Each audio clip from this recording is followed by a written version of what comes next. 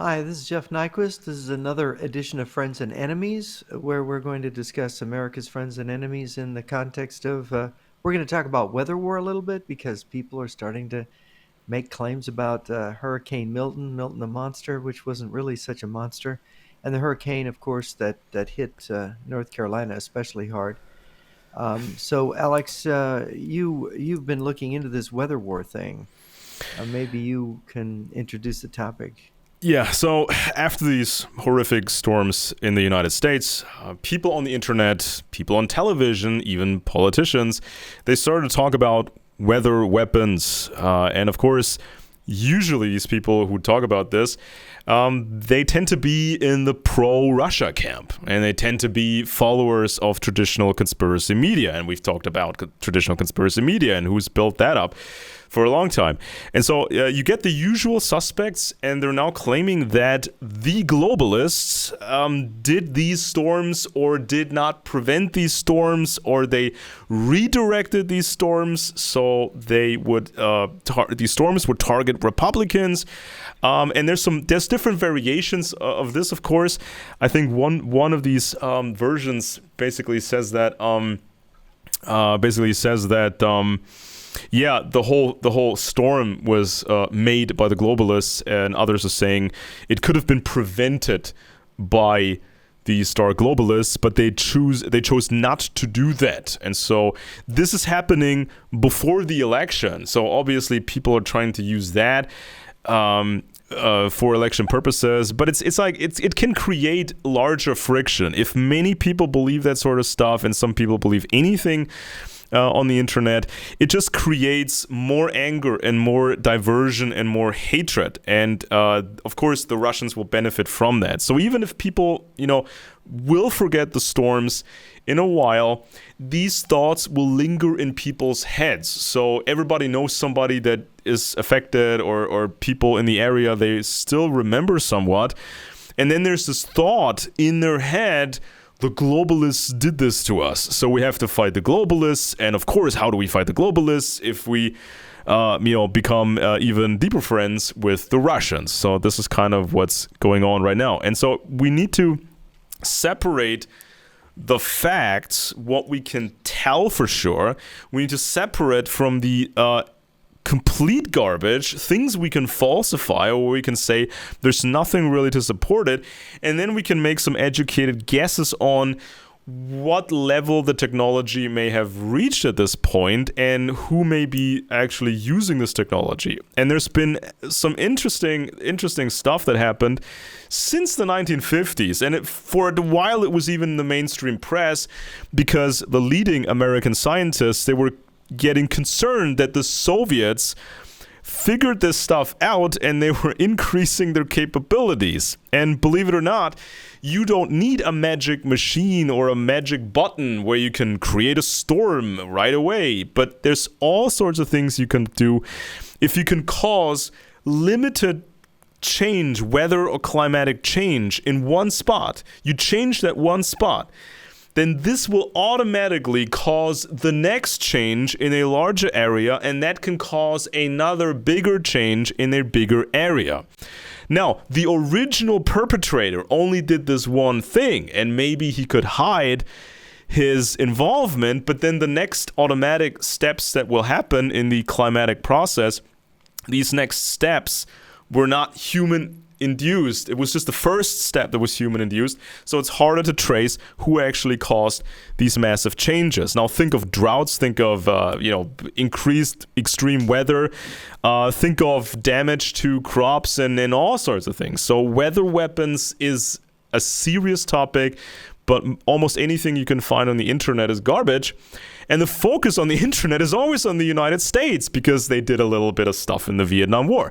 So it's always the United States this and the United States that, and nobody's looking at the Russians at all. I mean, if you ask any truther out there, so tell me, what do you know about Soviet weather weapons? He will just look at you and say, blah, nothing really. So Because it's all about the CIA and not the KGB, and the Americans are the big imperialist meanies, not Russia or China. And communism isn't a threat. The big threat is American consumerism. You know, Americans There's all this evil in the world so that Americans can live comfortably. And everybody else, there's only so many Chevys and Fords in the world, and the Americans stole them all. Mm-hmm. That's kind of the attitude. But I was amused. I first heard some of this stuff 26 years ago when I was on a speaking tour, and everybody was talking about HARP, HAARP, the HARP Yes. system. The Navy had this joint project with some scientists, these HARP stations. There's one in Alaska. I'm not sure where all three of them were. There were three of them. And they would broadcast these, I think they were ultra low frequency waves that could penetrate, and the Navy was interested in the military was interested because it could see things deep in the ground and in the oceans, I would presume. And it had some things, but it was experimental. It was we were kind of looking at what it could do. But the thing is what everybody missed was the Soviet Union had 30 of these, or Hmm. roughly, give or take. I forget whether it was 29 or 30 or 39. I forget the exact number now. It's been 26 years. But they had roughly more than 10 times of these stations. And everybody's all worried about America having this technology and having three stations. But the Russians were operating 10 times as many of these stations. And I believe it's the Russians have been involved in what Colonel Stanislav Lunev told me, and it was in his book, about earthquake weapons that use some kind of electromagnetic waves. And he said they point it into the earth, and it uses a lot of energy, and it can generate earthquakes. And I said, well, is this tested? Can this? Yeah, it works. It's in their operational plans, he told me. And then as far as controlling the weather, you had the Russian woodpecker, which to this day we don't understand everything the Russian woodpecker was supposed to show. But there was a Canadian scientist back in the late 70s, early 80s, who was tracking the Russian woodpecker. Was this giant array that was in the forests near what is now we know as Chernobyl, that was putting out these standing waves. And what this one climate scientist in Canada, I think his name was Smith, I forget his first name now, he was done a lot of work showing that standing waves altered the jet stream. The jet streams would move a little bit. Now, not a whole lot, but just a little bit. And of course, if you move the jet stream by manipulating standing waves, you can block weather patterns causing droughts, or you can funnel clouds causing storms, and flooding. And this is only done through it's not perfect weather control. It's just sort of a generalized. So, for example, the suggestion would be like South Africa, which the Russians were coming after, had like a 7-8 year drought, right? Or was it longer Hmm. than that? I don't remember. And that really hurt the South African government to have this drought. So, was the standing waves? Did the Russians know what they were doing? We don't know if that was weather war.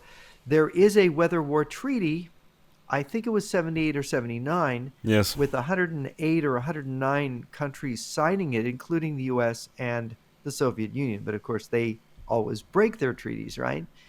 And so there's a whole lot we don't know. But what's interesting, what you're pointing out, is that a lot of these conspiracy theory people, and some of them are people I know, friends of mine who believe these things, they're absolutely convinced that the globalists, no names given, no organizations exactly appended, did the hurricane in Florida, did the hurricane that hurt, and they're doing it to change the election because they're only hurting red states, and they're making shambles out of intensive red voting areas where those people won't be able to vote.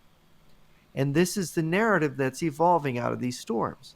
Yeah. And you see it on various podcasters too. Yeah, and obviously the Russians had very, very different opportunities to test out things. Now, this not just applied to this weather and climate weapons. This also applied to radiological weapons. This applied to chemical weapons. This applied to biological weapons. They can experiment with things, and they have this lockdown of information, and they have these controls in place. The Russians could do stuff. And their, subordinate states, they could do stuff that other countries could not do. So this, of course, was a serious advantage. And, of course, the other factor is it was tough to spy on the Soviet Union. Now, people should be aware of this. We mentioned this every now and then, so people actually remember, or younger people, they actually learn this. It was really hard to spy on the Soviet Union, other than, let's say, satellites and spy planes and that sort of stuff. So or sometimes tapping into certain phone cable connections. Exactly. So it's like, this is also a reason, I think, why the U.S. military has seemed so open to the climate issue. But it's not about climate change because of your car and planet's gonna get warmer in 100 years because a piece of software says so. No, it's more like you want to have an alert system, you want to monitor everything, and you want to know if something abruptly changes, if somebody is experimenting with something outside of the normal realm, because this stuff is incredibly dangerous. So, of course, we had Georgia Representative Marjorie Taylor Greene. A real conspiracy theorist for sure. Yeah, she told her many followers on X the following: yes, they can control the weather. It's ridiculous for anyone to lie and say it can't be done. Robert Kennedy Jr. declared that nefarious deep state actors have seized control of the weather via the Gates Foundation and the World Economic Forum. I'm not saying I trust Gates. I'm not saying I trust the World Economic Forum. I don't trust them at all. But let's just stick to reality here. The thing is that there is this paranoid ideation that takes place with some of these folks, where they always go to the most paranoid explanation. And the thing is I think they're giving too much credit to human beings, because think about how incapable people are. They're controlling the weather. They, them, Gates, some billionaires, some countries are controlling the weather. The Russians really were trying to control the weather. And by the way, the Weather War Treaty includes earthquakes. And we have testimony from a defector that the Russians developed an earthquake weapon. Where is there reliable testimony from somebody from within the U.S. security system saying that we developed weather war, that we have developed earthquake weapons? Do you know of anybody? Any credible defector? Do we know anybody? I can't think of anybody. Did WikiLeaks reveal something on these lines? All their thousands and thousands of pages of classified material. Julian Assange didn't find anything on weather war. Well, he could certainly take some stuff that was public a long time ago, and then he can add some stuff to it, maybe, or he can present some kind of a leak that he can distance himself from if necessary. He can say, I just this was sent to us, we published it, I'm not responsible for the document. So there's many ways people can play this. So Alex Jones claims that the government can control the weather. Quote, bottom line, the federal government could have killed the storm in the Gulf of Mexico, meaning prevented the storm using available technology. Greene also echoed the false. How much force there is in a hurricane? Yeah, more than the atomic bomb. Greene also echoed the false conspiracy that the government is sending severe weather to Republican-heavy areas, posting a map of the southeastern U.S. that shows political affiliation by county in areas hardest hit by Hurricane Helene. And so online, rumors have spread that the government geoengineered Hurricane Helene to seize control of lithium deposits in Chimney Rock, North Carolina, which was devastated by the storm. Right. Okay. Let's just go back in time a bit. At the 22nd Congress of the Soviet Communist Party in 1961, the development of climate control was listed as one of the most urgent problems of Soviet science. Tying into Stalin's, quote, great transformation of nature, climate modification was a serious research topic in the USSR in 1961. Leningrad hosted a conference on climate modification organized under the sponsorship of the three institutions most closely concerned with the problem: the main geophysical observatory, the Institute of Applied Geophysics, Moscow, and the Institute of Geography in Moscow. At the conference, Mikhail Budiko, a leading climatologist whose legacy remains important, presided over research programs into the Earth's heat balance and surface-atmosphere interactions. So yes, they were on it. And then we got this interesting article. This was an article from 2011 in the Smithsonian Magazine. It talks about weather control as a Cold War weapon. And so in 1953, Captain Howard T. Orville was chairman of the President's Advisory Committee on Weather Control. He wrote the main story for the May 28th, 1954 edition of Collier's magazine. And it just presented a hypothetical situation in the future, just to show the reader how serious this was. It says, a weather station in southeast Texas spots a threatening cloud formation moving toward Waco on its radar screen. The shape of the cloud indicates a tornado may be building up. An urgent warning is sent to Weather Control Headquarters. Back comes an order for aircraft to dissipate the cloud. And less than an hour after the incident, the incipient tornado was first sighted. The aircraft radios back. Mission accomplished. The storm was broken up. There was no loss of life, no property damage. Well, this sounds nice. But this hypothetical destruction of a tornado in its infancy may sound fantastic today, but it could well become a reality within 40 years. In this age of the H-bomb and supersonic flight, it is quite possible that science will find ways not only to dissipate incipient tornadoes and hurricanes, but to influence all our weather to a degree that staggers the imagination. Indeed, if investigation of weather control receives the public support and funds for research, which its importance merits, we may be able eventually to make weather almost to order. Now, this was, of course, extremely, extremely optimistic. But then, of course, this all turned very dark because people were not just looking anymore at the positive outcomes or positive applications in a far distant future. They were looking at present day and close threats in the Cold War. So Dr. Edward Teller, the father of the H-bomb, testified in 1958 in front of the Senate Military Preparedness Subcommittee that he was more confident in the prospects of a man on the moon than of changing the weather, but he called the latter a possibility.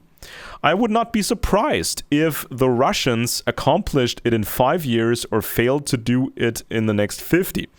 In a January 1st, 1958 article in the Pasadena Star-News, Orville warned that if an unfriendly nation solves the problem of weather control and gets into the position to control the large-scale weather patterns before we can, the results could be even more disastrous than nuclear warfare.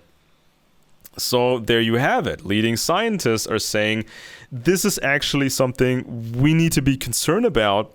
We need to learn it because if we don't, we could become an actual target. Now, of course, they're describing it as a tool.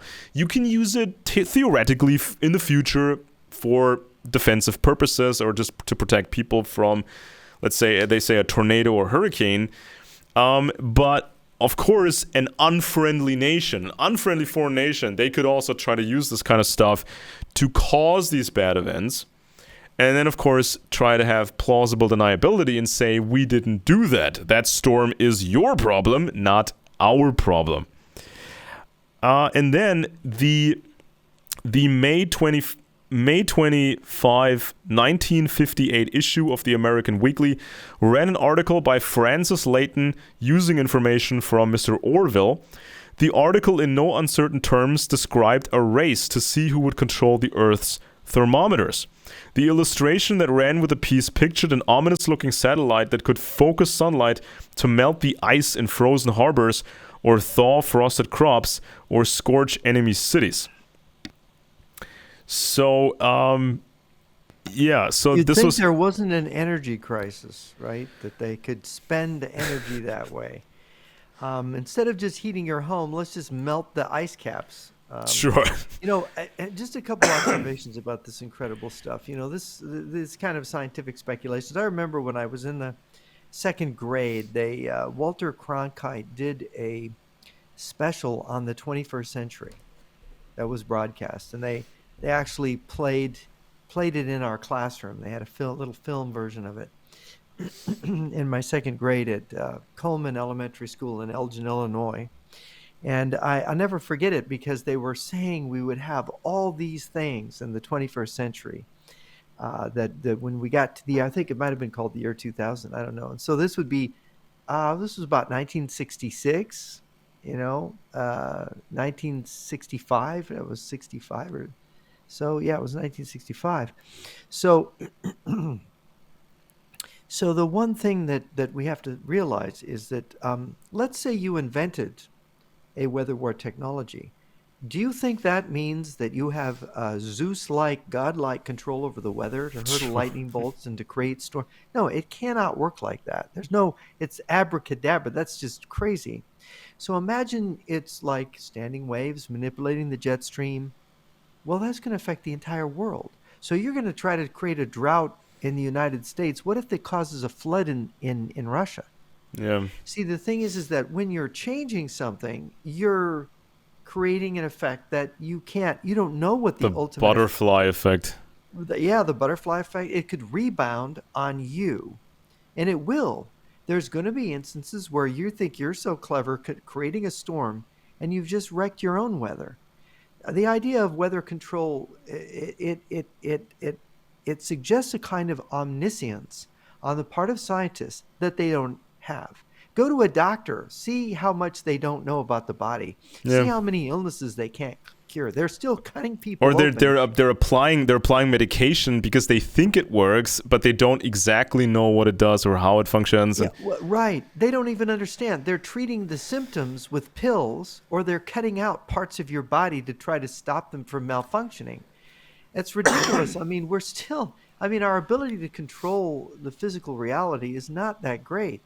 And then you have the question, okay, if they develop a weather weapon and we develop a weather weapon, and they're creating a storm to come at us, what happens when we put our thing in there? So you got two people controlling the weather. So where does the control go? Does it cancel itself out? Does it become worse? Does it become what does it become? Yeah, it's like it can't be predictable.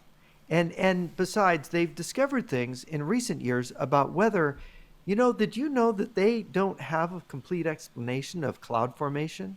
It cannot be reproduced in a computer simulation of climate. They just have these blocks. They say the entire atmosphere they divide it up into blocks, and then they just calculate what's happening in that block, but they cannot really simulate a cloud in a computer accurately.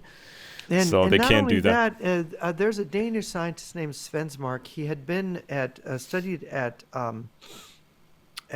Berkeley in California, and he ended up coming back. And of course, he's hated by the climate change people, the global warming people, because he came up with an answer, a partial answer or a large answer about cloud formation.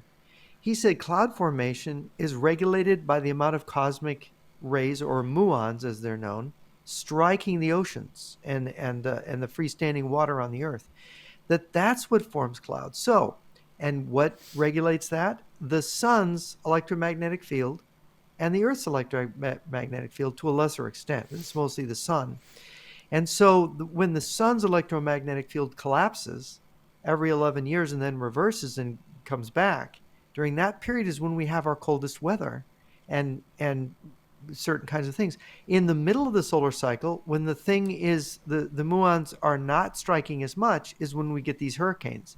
Like right now, we're in the middle of the solar cycle. They average 11 years. In that, 5.5 years into it is when you get the warmer summers, the hurricanes, the flooding and stuff, because you've had, and in the meantime, the cloud buildup occurs and the cooler weather occurs, because when you have more clouds, it's cooler. Although it can be warmer in some areas if the clouds are carrying, it's a temperature modifier.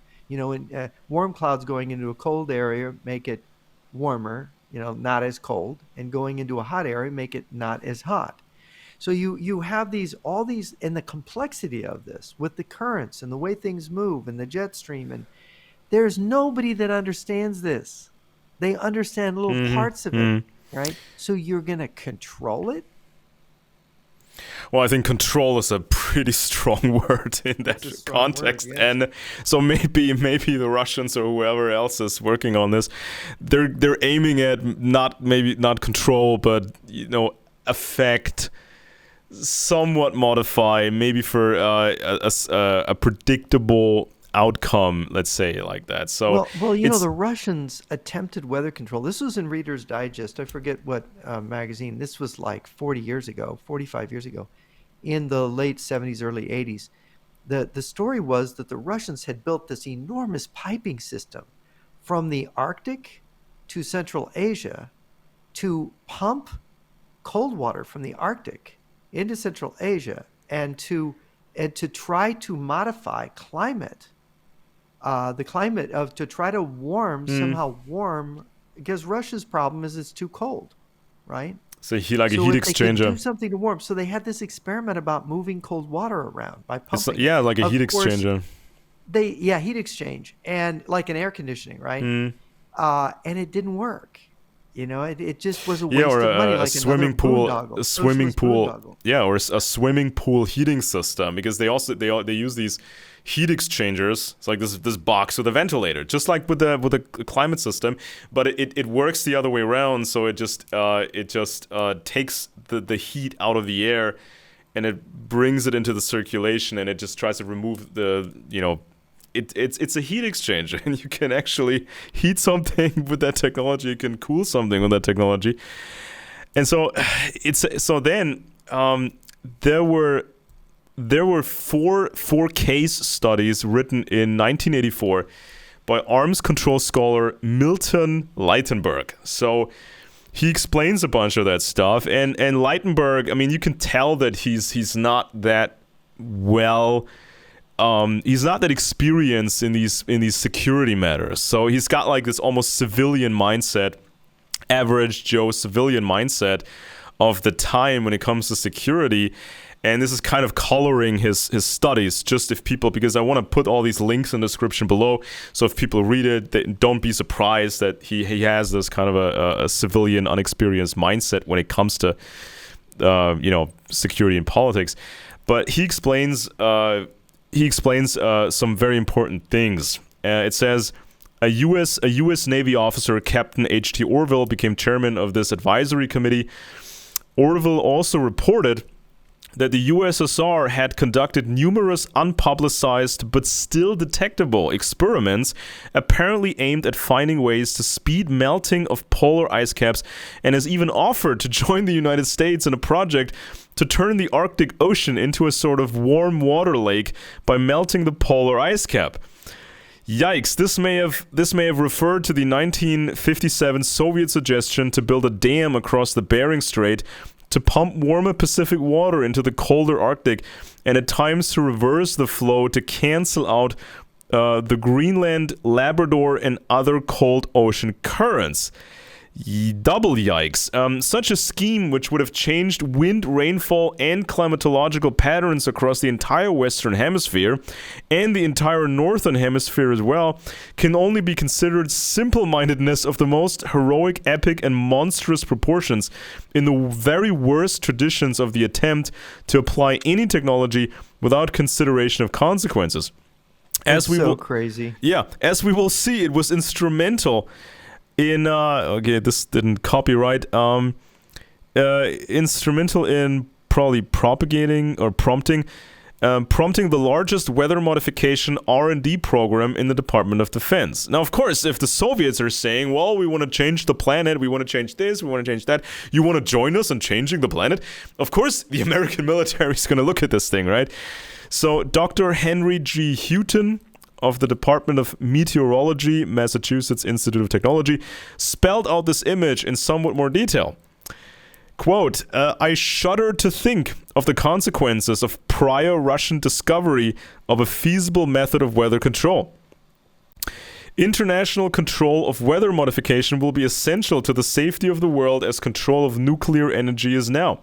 Unless we remain ahead of Russia in meteorology research, the prospects for international agreements on weather control will be poor indeed. An unfavorable modification of our climate in the guise of a peaceful effort to improve Russia's climate could seriously weaken our economy and ability to resist. A U.S. congressman speaking on behalf of legislation to provide funds for weather modification experimentation offered among his reasons for supporting the bills the following. In the fourth place, we need this legislation appropriation because we must beat Russia to the punch. America could become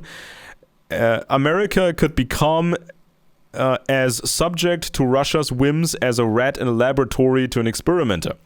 If Russia beats us to the punch on learning how to control the natural laws governing weather changes, they could conceivably produce a drought over our whole continent or a disastrous flood. We know that the Russians are devoting great energy and scientific talent to learning how to control the weather. It is urgent that the United States not fall behind in this race. So it's a serious matter, and as it was just explained, it can happen under the guise of something that sounds benign. Okay, Russia is too cold. Maybe we could warm it up a little. You want to allow us to do that, right? And so, of course, when the Americans started to research this, and when the Americans started to experiment a little bit with this, the Russian propaganda. Of course, the Russian propaganda, of course, attacked this American experimentation and claimed all this stuff, evil Americans, blah, blah, blah, globalists, right-wingers, capitalism, yada, yada, yada. Because, a little bit of stuff was coming out, especially with the Seymour Hersh thing in the New York Times, and I have that, of course, in my notes. So, of course, the Russians would attack this in the public, in the court of public opinion, in the press. And of course, that makes it sound like the Americans were the evil force doing all this stuff, and all these truthers out there and some of the leftists out there, they don't know about the Russian effort, they don't know about the Soviet technology, and they don't know where Russia is standing now on this topic. Right? It's kind of this plan. The Russians are very organized in this. They do this weather weapon research, and they're monitoring the information sphere as well, and they're manipulating the information sphere as well. And they're looking at what the Americans are doing and act, of course, accordingly. And then you end up with a bunch of Americans saying, well, the globalists stood that storm, and now we have to be friends with Putin to save us from the globalists doing all these storms. That's kind of how it works. And it just goes on like this. In 1963, Admiral William Rayborn, previously responsible for the Polaris SLBM development program and then Deputy Chief of Naval Operations for Development, included the following description in an article titled New Horizons of Naval Research and Development. The possibilities for the military employment of the weather weapon of the weather weapons may be as diverse as they are numerous. An ability to control the weather could introduce greater changes in warfare than those which occurred in 1945 with the explosion of the first nuclear weapons. A severe storm or hurricane striking a naval force may well inflict greater damage than could an enemy. The capability to change the direction of destructive storms and guide them toward enemy concentrations may exist in the future arsenal of the naval tactical commander. Ground, sea, air, and amphibious operations might be supported by the dissipation of fog or clouds or by the production of rain or drought. Conversely, the creation of solid, low overcasts might be used to conceal troop concentrations, movements, and task force deployments. Large-scale weather control techniques might be used to cause extensive flooding in strategic areas, or even to bring a new ice age upon the enemy. Okay, that's a strong term. By influencing the ionosphere and atmosphere simultaneously, magnetic, acoustic, and pressure effects might be generated in such a way that ocean-wide sweeping of mines would occur. Sounds fancy. We already have taken. This is so. This is what the Pentagon and the Russians waste their efforts and money on. Is these kind of harebrained ideas? It sounds crazy. If you look at the Earth is this big. We're this speck, and the sun is like 1,000,000 times bigger than the Earth, and it's producing this massive. It's a giant thermonuclear engine producing all kinds of effects, not just heat effects, but electromagnetic effects, like the Earth itself is producing. And we are only at the beginning of even understanding this. And the idea that human beings, these little things, no matter how clever, no matter how much leverage our science gives us, can outweigh the effect of the sun, which is what's heating the Earth. Remove the sun and the Earth's a giant ice cube. The sun is doing all the work. What do we think? We're going to heat the Earth more than the sun can? We're going to be able to deviate from what the sun does to where are we going to get the energy? We don't have enough energy now to run all of our cars and everything now. How are we going to do this heating the Earth or cooling the Earth? If every single strategic nuclear weapon were blown up in the Antarctic, all that would happen was you'd create an enormous vapor cloud, and you would melt a huge amount of ice, but only just a tiny fraction, by the way, of the ice that's there, because the actual radius of effect of a hydrogen bomb isn't great enough to melt enough cubic feet of ice to make a difference. And within a matter of hours, all that stuff would snow or condense or go back to being ice because of the temperature. It would only be a temporary blip in the larger, you know what I'm saying? And so It's like this hubris of human beings that, we're changing the climate. It's anthropogenic global warming.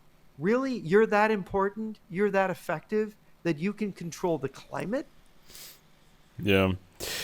So at least if the capabilities are developed to monitor, to somewhat understand, and to see if somebody else, some hostile nation, is trying something crazy, just to have that monitoring capability, of course, would be really, really nice. Now, beginning in 1969, ARPA, the Advanced Research Projects Agency in the U.S. Department of Defense, began funding a project called Nile Blue. The official statement describing the project states, since it now appears highly probable that major world powers have the ability to create modifications of climate that might be seriously detrimental to the security of this country, the Nile Blue sub-project was established to achieve a U.S. capability to evaluate all consequences of a variety of possible actions that might modify the climate, detect trends in the global circulation which foretell changes, and determine if possible means to counter potentially deleterious climatic changes. Okay, so this is what I meant by having monitoring capabilities. Now that's more realistic than saying we want to control it all. It's like you have the monitoring capability, you know when someone is trying something stupid, and it's also from the enemy's perspective. Now the enemy may think along the same lines. We can't change everything. We can't, we're not the gods. We don't have these magic buttons, but still such a hostile nation may say, well, we can cause some change here, we can cause some change there, here and there. And in the sum of things, this could affect, let's say, the United States economy. This could take away 10% here. This could damage 10% there. If an enemy does it the smart way, this could also lead to some very serious results. And this is why this was taken seriously, obviously. And so this is kind of where the rubber meets the road. In testimony before the Senate Foreign Relations Committee, the Department of Defense gave the following justification for the Nile Blue program, by then renamed Climate Dynamics. It says this: the Soviet Union has invested considerable effort and resources in developing a well-organized and extensive program in climate modification research. The director of the Soviet Hydrometeorological Service has declared that active modification of climate is an objective of this research. A number of specific projects have been proposed to alleviate the harsh Russian climate with attendant benefits to agriculture, navigation, and resource exploitation. These include removal of the Arctic pack ice, damming of the Bering Straits, and diversion of Siberian rivers. These programs clearly might affect the climate of other parts of the world, including the United States and its allies. Even marginal changes in temperature and rainfall could drastically damage agriculture, shipping, and indeed the entire economy. Military operations would also be impacted if the boundaries of pack ice, the ice-free seasons of naval bases, the frequency of obscuring clouds, etc. were altered. Thus, climatic changes are clearly potentially grave threats to national security and have consequent implications for military planning. And then they say, of course, this is why it's necessary for us to do research. The Nile Blue program was an attempt to perform very large-scale theoretical global climate modeling, was carried out by the major U.S. military advanced R&D agency. Okay, so this is kind of the background to this. 1969 was more than 10 years after the first Bering Straits suggestions, meaning changing the Bering Straits, but closer to the time the USSR began discussing major river diversions. Oops. Such schemes would unquestionably produce extremely serious and real international problems, were they ever attempted, but these are not essentially military problems. It is possible that a global climate modeling research project could not have been initiated before a requisite amount of computer capability was provided, which was an integral part of the program. There was a great amount of civilian overlap in the R&D program. Right? Yeah, of course, and then ARPA was involved. In 1962, years before the Nile Blue program was initiated, ARPA had contracted for a classified research project with the title Some Upper Atmosphere Aspects of Chemical Geophysical Warfare. Blah, blah, blah, blah, blah. And it says here, then the National Science Foundation was gradually taking over ARPA's weather climate research. So, as it said, there's overlap. So you get... This is why it's confusing to some people when they see that the National Science Foundation, NOAA, NASA, why they all got involved in climate research. A lot of it is for military purposes. Now, of course, then there was this political body or these political structures put on top of it. And this is where these weirdos then claim we have the perfect piece of software to simulate the Earth, to simulate the climate and tell you that you're guilty of ruining the climate. Now, of course, so there's this overlap. Let's talk a minute about an example of real climate change that I experienced. When I was 8 years old, we moved to LA area. And of course, LA has a semi-arid desert climate. Average rainfall is about 13 inches a year. It can be, it could be up to 30 or down to 10. or less, but it averages over time. And one of the things I noticed, it was drier when I was little. When I was a child, it was drier in LA, but as the area got built up and we were importing water from the Featherwood River Project from Northern California and the Colorado River, and people were watering their lawns, right? And you could feel by the time you get to the early 1980s, there's a little bit of humidity from all those lawns being watered, because you've spread water around in a relatively warm climate, and so you could feel it. I could feel it. I go, wow, we've actually changed. You could feel it from as a kid. I could tell. Now, did that change the climate in any meaningful way other than a little bit of humidity from people? 20 million people moving into the area and using sprinklers. Well, they did a study of total rainfall in downtown Los Angeles from 1877 to 2024, and that average of 13 a year, it's all within that normal range. The rainfall hasn't changed. It's still the same semi-arid climate that it always was, and they get a little bit more rain closer to the coast or into the mountains than they do in some other areas. But in LA, it's basically the pattern's the same.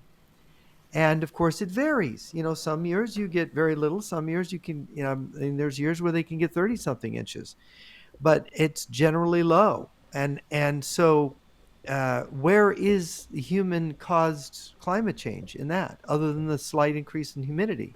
There are slight changes, human beings, insignificantly slight changes, I would say. But in terms of changing the rainfall, changing the temperatures, I don't believe it. You know, the hottest temperature recorded in the world was at Death Valley, and you can correct me. I think it was like 1908 or 1906. Somebody can look it up. In Death Valley, California. Hottest temperature ever recorded on Earth. Global warming? How come we haven't exceeded that record now by 2024? Yeah. And the coldest temperature ever recorded in the Antarctic was recorded a few years ago, right? Not 20 years ago, not 30 years ago. Oh, just a few years ago. there are actually some tiny spots in Germany that become ridiculously cold in the winter. So we're talking, 30 or even, I think it was 35 degrees Celsius below. So this is like Siberia. Where in okay, Germany is that? Is that in the mountains? Is that in Bavaria? somewhere in the mountains, like these pockets, these kind of isolated pockets where they get these record cold temperatures in the winter. Now, in a regular area in Germany, you get sometimes you get minus 15 degrees Celsius or even colder. That happens. This is nothing uncommon. But some places, some tiny spots in Germany, they become ridiculously cold. And just from my own memory, it's become colder here. I mean, it's really, the weather is bad, as we say, at least 8 months out of the year, more like 9 months out of the year. Ridiculously cold. Let me ask you a question. Of course, Germany's much further north than most of the United States. I live in a part of the U.S., northern Michigan, that is, hundreds of miles north of Toronto, Canada, which is pretty cold. Yeah. So I'm probably up as high as you. We only have about 3 warm months, which would be June, July, and August. September starts to become cooler, though can become pleasant.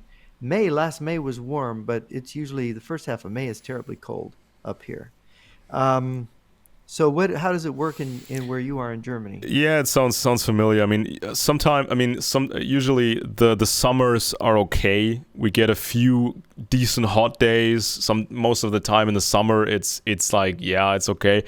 But it's a short window of nice weather, and usually in January it's super cold. February it's super cold. Always ice, everything's frozen all the time. It's really miserable.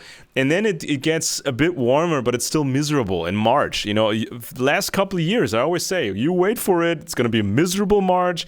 It's miserable in April, miserable in May. We get snow in April. We actually get. We get snow in May sometimes here. Yeah, so it's like we snow. We had snow last year. We had snow at Halloween. Yeah, it's snow on the ground. Right? It's absolutely miserable. And sometimes we get a special warm front from south, coming from the direction of Africa. It's going north, and sometimes that happens, and we get some really nice weather. But that's it's not lasting very long. If human beings could control the weather, and billionaires, what do you think the government's going to develop the technology and not the private sector? I mean, if people could control the weather, think of the money they could make. Yeah. By making the climate of northern Germany into that like Miami, right? Mm-hmm. I mean, if it could be done. But nothing like that is possible, and it's not going to ever be done. I mean, I have to drive,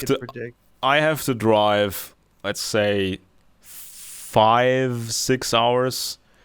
I have to drive for 5 to 6 hours to the south, and then the weather gets better. And then the more I drive, the more pleasant it will be. So then you just cross the Alps, and then you're in Italy. And in northern Italy, so that's when it becomes nicer. But anything above that, it's miserable. It's super cold, lots of ice, lots of snow. It's absolutely horrible. But of course, they're always saying every time it's summer, they're quiet for the rest of the year. But then the press and the activists in the summer, then they're saying it's the hottest month on record, and every month now is the hottest month on record.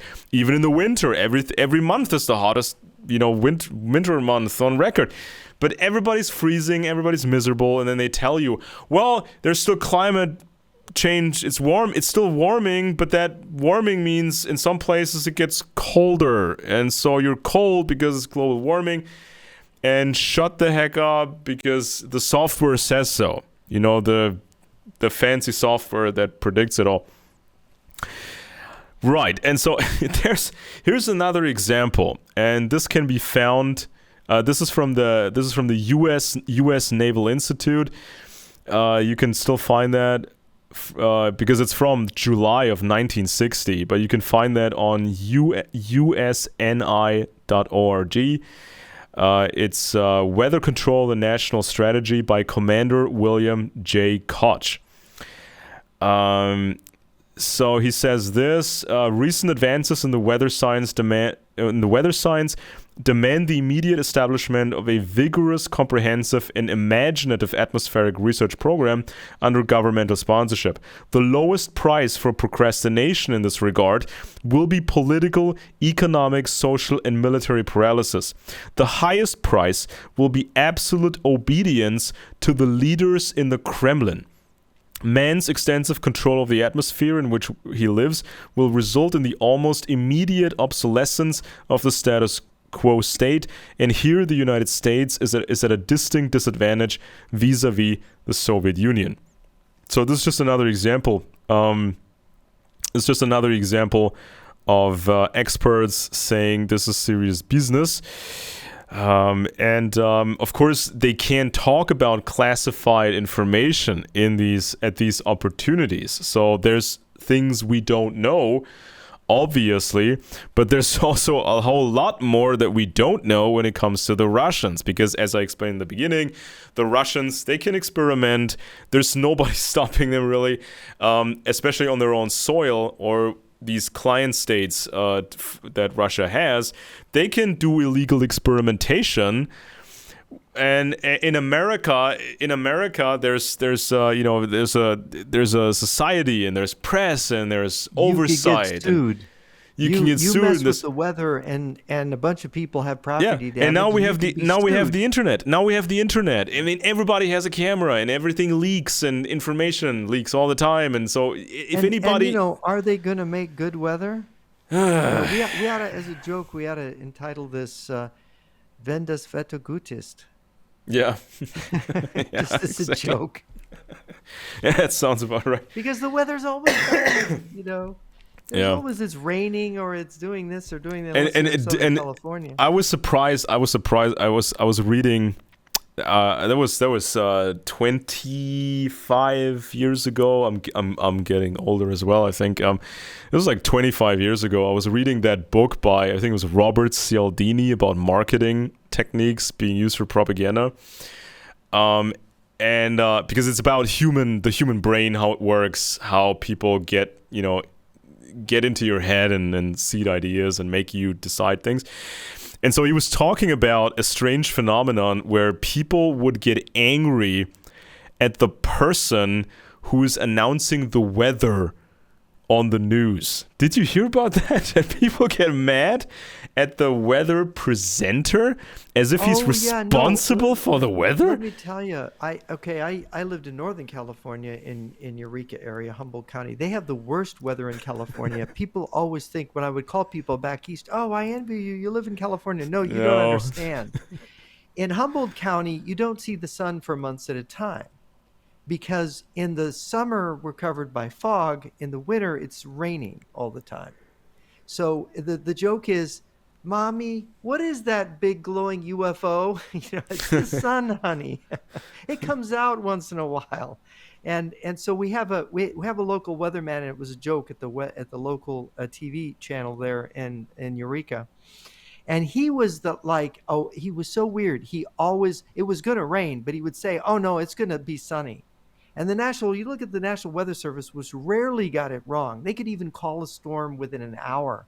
You could say, they said it was going to start at midnight, and it started exactly at midnight. But he would disagree with the National Weather Service because he wanted to paint a sunny picture of Eureka weather. And so everybody is going, the weatherman said it was going to be great, and it's awful. But what he did is he was making people feel better about the weather. And he was popular because that's what they wanted to hear, even though it was all lies. So what was really weird is we had this lying weatherman as a local weatherman. And it was rather fun. And I thought, surely you don't listen to him to decide what the weather's going to be. He just lies. Oh, no. It's kind of funny. Oh boy. So this text goes on, and it's very passionate, but it's also very still kind of down to earth, and it's just like it's not what people have been told for so long, and especially since the 60s with all the newer propaganda and the culture and the rock music associated with it and all that nonsense. It's always the American military is always portrayed in such a bad way, and the planners are portrayed in such a bad way, even though it's just like there's so much common sense in there. It's so much consideration, and it's so much effort too. There's people that slept very little throughout the Cold War, and they've sacrificed personally a lot. Their time, they didn't spend much time with their families. They didn't have they didn't care that much about their own health. They were working themselves almost to death, trying to protect not just the United States but also other parts of the world.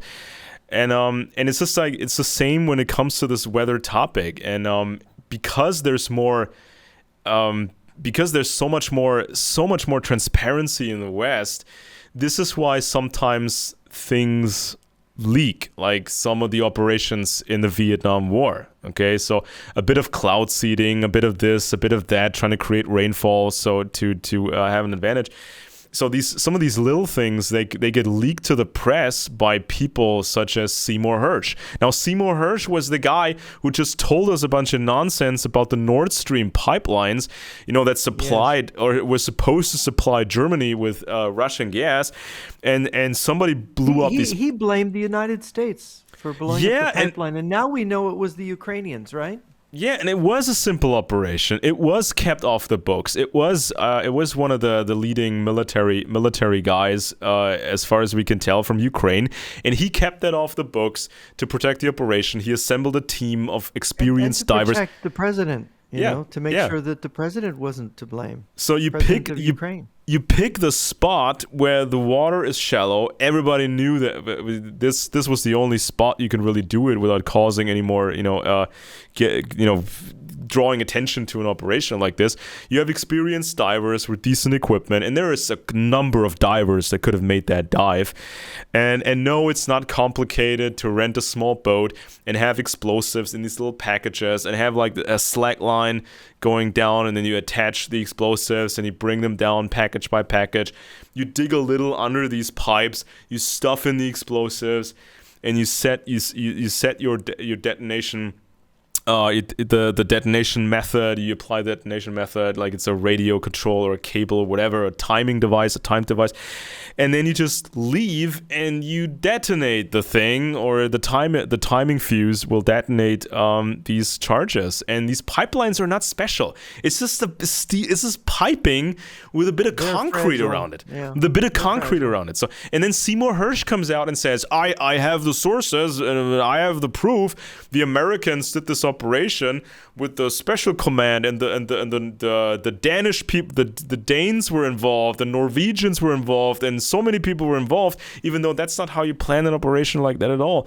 But back in the day, somebody gave Seymour Hersh information about some of these smaller operations, weather operations in Vietnam. So, Seymour Hersh, of course, he has his great 15 minutes of fame. He has his big day. His story gets published in the New York Times. And then a couple of years later, you get this weather convention that you mentioned earlier, where all these countries said, yeah, it's a serious thing. We have to find a way to, have oversight. And to talk about cloud seeding, that is done. People do it in droughts. They try to seed, and it doesn't always work, by the way, but they try to seed clouds to cause more snow or to more precipitation to alleviate drought effects. But there's been no major drought that I know of that has been stopped by cloud seeding. Do you know of any? Well, it's like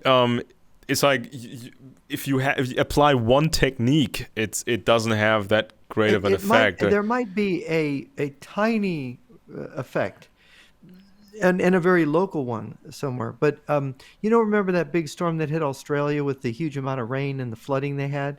There were people claiming then that there was some giant cloud seeding by the globalists that caused the flooding in Australia. Remember that?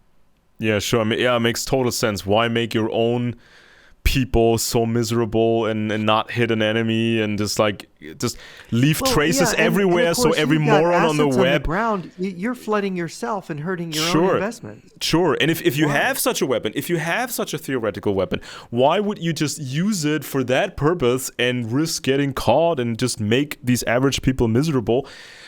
And risk it leaking so every moron on the internet can figure everything out, and it's the globalists or whatever. Whistleblowers on the climate control. Where's the secrecy? Where's the secrecy in that? I mean, if you have these capabilities, why waste them in such a way? It's like I'm sorry. A lot of people are going to be mad at me, but I just don't believe in this. I mean, you can do some cloud seeding, and there can be the standing waves might move the jet stream, but that's not really controlling or changing the weather. Well, just like you said, there's a certain robustness to Earth and the Earth's systems. So even if you caused a specific change, a certain chain reaction, the Russians or the Soviets, they achieve a certain military goal, then it kind of backfires on them, and eventually the Earth's system will probably bounce back to where it was before, more or less. Yeah, because it's a huge amount of effort for a very small effect. And this is what I mean, when you talk about climate control or weather control, the word control is, like you say, it's too extreme. It's a strong word. You can make very small changes, but they're generally not going to have a strategic effect. Or even, I mean, maybe in some local, you seed a cloud in the middle of a battle, and maybe your troops get some kind of cover to retreat. Maybe. Has that ever happened in history? I don't know. Yeah, that would be an interesting question, but I doubt it. Well, here's the infamous piece by Seymour Hersh in the New York Times from 1972. It's still online. If you have a subscription like I do for the New York Times, you can actually still get that article, the digital version, and also I think a scan, because the print, because it was printed back then. So I have it here, and it says the United States has been secretly seeding clouds over North Vietnam, Laos, and South Vietnam to increase and control the rainfall for military purposes. And it talks about various sources, blah, blah, blah. Program has been aimed mostly at hindering movement of North Vietnamese troops and equipment and suppressing enemy anti-aircraft missile fire. Wouldn't it be easier to just bomb the troops and hinder their movement that way? I don't understand. You're going to hinder enemy troops by seeding clouds, but you're not going to bomb the enemy troops as they're moving? Mm-hmm. I don't know. I don't get it. And it says... beginning in 1967, some State Department officials protested the United States by deliberately altering the natural rainfall in parts of Indochina was taking environmental risks of unknown proportions. But many advocates of the operation have found little wrong with using weather modifications as a military weapon. Yada, yada, yada. Most officials interviewed agreed that the seeding had accomplished one of its main objectives, muddying roads and flooding lines of communication. But there were also many military and government officials who expressed doubt that the project had caused any dramatic results. Aha. Yeah, see, there you go. I don't think it, I would very doubt that it caused anything. A stupid experiment, again, waste, Pentagon waste. Yeah, but of course, you can use that New York Times piece now, or snippets out of that New York Times piece and a few other snippets. You can use that and add some fantasy to it and claim the globalists did these recent storms in the United States. It's very easy. They're moving the moon out of its orbit. It's very easy to concoct, right? Yeah, they're going to blot out the sun. They're moving the moon. Yeah, and so the story goes on and on and on, and it says that, of course, he mentions the CIA. A similar cloud seeding was carried out by CIA aircraft in Saigon at least once during the summer of 1964. A former agent said, "Wow, a single operation of cloud seeding by the CIA. That's yeah." Well, it was probably some obsolete World War II prop engine plane dumping something in a cloud layer just to see what would happen. And it goes on. A number of former CIA and high-ranking Johnson administration officials depicted the operations along the trail as experimental. Oh, really? The art had not yet advanced to the point where it was possible to predict the results of a seeding operation with any degree of confidence, one government official said. Well, there you go. We used to go out flying around and looking for a certain cloud formation, and we made a lot of mistakes. Once we dumped 7 inches of rain in 2 hours on one of our special forces camps. Well, there you go. Blah blah blah. Yeah, Operation Popeye is mentioned. The Laos cloud succeeded the whole time in flooding out one of their own encampments. Yeah, a similar. It says here the Laos cloud seeding operations did provoke, however, a lengthy and bitter but secret dispute inside the Johnson administration in 1967. So yeah, it was because it was not regulated even. It was not even that really regulated. So it was very early and was very experimental. Man, the story goes on for a long time. It says here, much of the basic research was provided by Navy scientists. Seeding operations were flown by the Air Weather Service of the Air Force. Okay. Yeah, and that was basically the story. So yeah, and of course now this was the big day of Seymour Hersh, and then it was the international convention and whatnot.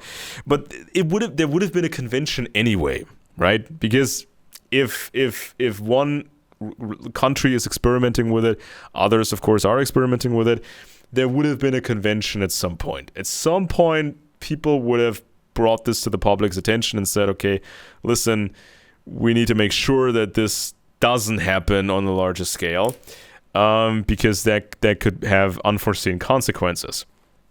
And so in 1975, the New York Times ran the story, a U.S.-Soviet ban on weather use for war is near. Hallelujah. And then, of course, in 1978, there was the Convention on the Prohibition of Military or any other hostile use of environmental modification techniques, signed in Geneva, entered into force a year after that. Blah, blah, blah. During the summit meeting in Moscow in July of 1974, President Nixon and General Secretary Brezhnev formally agreed to hold bilateral discussions on how to bring about the most effective measures possible to overcome the dangers of the use of environmental modification techniques for military purposes. And on it goes. Blah, blah, blah. I should note in the magazine Science, they have an article from January 2018, Does Cloud Seeding Really Work? And of course, what they used is silver iodide and to create more snow, right? Because it would help make more. So the article, though, it goes into where they have done experiments with small clouds that suggest it could work. It says here, despite decades of cloud seeding operations, proof that the technique works outside miniaturized clouds created in the lab has been elusive. This is 2018. proof that it works is elusive. One reason instruments of decades past couldn't measure water droplet size in clouds in real time. Without knowing how a cloud evolves after seeding, scientists weren't sure whether the silver iodide was doing anything at all. I mean, the cloud might have dropped 7 inches of rain anyway. I mean, in the jungles of Indochina, what do you think happens when it rains? You're in a tropical climate. Of course, you're going to get these rain downpours. So the thing is this is still very iffy in terms of science, even now. And of course, this is probably the closest thing to actual weather control on a very tiny scale that we really have, other than the standing waves that might change the jet stream, which we don't really know how that's ultimately going to work out. If the Russians were doing that in the 70s, they stopped by the time you get to the 1990s. Then there was this. This was in 1989, the Washington Post. The story, the headline was Soviets Experiment with Weather. Well, was just talking about what they could gather from various sources, pertaining to the past. It says we have reviewed a dozen secret Central Intelligence Agency reports. How they did that, they don't say, about Soviet weather modification research done in the last 3 decades. The research is conducted at the Hydrometeorological Institute in Leningrad and in a network of more than 100 similar institutes. Almost all of the Soviet research has a quasi-legitimate agricultural use, but the CIA is well aware that the same techniques could be used to deliberately disrupt the climate of other countries. The Soviet belief that bigger is better is reflected in their grandiose weather plans, including a scheme to melt the Arctic ice and moderate temperatures in the northern Soviet republics. One civilian Soviet scientist told the CIA that he knew of as many as 300 secret weather modification experiments done in the Arctic. One plan by engineer P.M. Borisov was to pump water from the Atlantic to the Arctic Ocean. Borisov believed that all the ice in the Arctic Ocean could be melted within 3 years, never to return. Part of his blueprint was a dam across the Bering Strait. Complaints of more level-headed scientists dampened Soviet enthusiasm for the scheme. Temporarily, the Soviets have settled for melting ice packs across huge areas of their country by covering them with black substance or another to draw the sun. The Soviets are proficient in seeding clouds to meddle with the amount and type of precipitation, but they are not content to use the standard seeding method of dropping chemicals from airplanes. They use rockets shot from the ground. The use of aircraft was judged to be inadequate, and anti-aircraft artillery shells and rockets were developed for this purpose, says one CIA report. The Soviets claim that the shells fragment completely, and it is rare to find a piece as large as 1 gram on the ground. The danger of the rockets is minimized by the use of parachutes, and the rocket sites are established in relatively unpopulated areas. Okie dokie. And you know how efficient the Soviets are, getting things right. If they're as bad at controlling the weather as they are at making managing anything their own economy and the war in Ukraine, they're pretty awful, I would say. Yeah. Well, I mean, of course they had more opportunities to experiment for sure. It's kind of like the way they can counterbalance their own many inadequacies. They made guinea pigs of their entire Soviet population for 70 years. Yeah. And then there's something else on the CIA website. It's called Soviet Cloud Physics Research and Weather Modification Activities. It's also a pretty long text. I want to put the link in the description below. So it's also kind of this was a report trying to sum up what was going on with the Soviets, and it gets into all kinds of details. It says here, the USSR is engaged in a large and comprehensive cloud physics and weather control program. Well, yeah, they're ambitious, sure. Surpassing in size the program of the United States, but slightly inferior in quality. Well, to put it politely, I guess, Soviet scientists recognize the lack of basic knowledge in many important aspects of cloud physics and weather control and are aggressively working toward the solution of these programs. The Soviets have developed a routine operational technology for dispersal of certain types of low-level clouds and fogs by cloud seeding at airports to facilitate flights by civil and military aircraft. Conducting experiments to increase rainfall and suppress hailstorms for the benefit of agriculture. Blah, blah, blah, blah, blah. It is not likely that the Soviet Union has advanced beyond the West in this area of weather control. The Soviets, on the other hand, the Soviets have classified much of the research in these fields and probably have done more work than they have reported. In the supporting field of radar and meteorology, the Soviet Union is believed to lag behind the West, but will probably overcome this deficiency within the next few years. The large size. What year is this report? Hang on. This was declassified in 2018, but this, I don't know exactly. As I've copied the whole thing here. Yeah, I saw that online too. Yeah, it's just less and less interesting the more you realize how unlikely it is difficult to mean it is. all that much. Miniature clouds, small little local effects. They're not changing the weather in a cosmic or strategic way. It's just they can cause the standing waves could be a way to create droughts or floods in a kind of generalized way, but we don't even know if that is really what is something you can reliably do. Well, ultimately, there's a dark area, a dark field that we cannot yet look into when it comes to the Russians and it comes to the Chinese.